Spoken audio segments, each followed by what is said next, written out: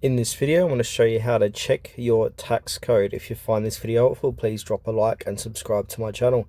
In saying that, let's just jump straight to the video. I'm going to open up my notes here. So to check your tax code, follow these general steps, which can vary slightly depending on which country you're residing in. Alright, I've jotted down about 5 different ways how to check your tax code. So the first way I recommend is just to check your payslip or tax statement. So tax codes are often listed on your payslip, tax statement, or other official financial documents.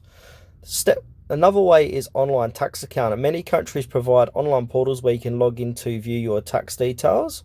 For example, you got UK, you can log into your personal tax account on the HM Revenue and Customs, HMRC website. In Australia, you can access your tax file number, TFN details via the ATO.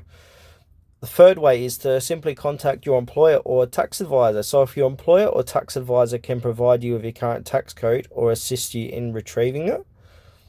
Number 4, government tax agency website. So you can visit the website of your country's tax authority for guidance on how to obtain your tax code.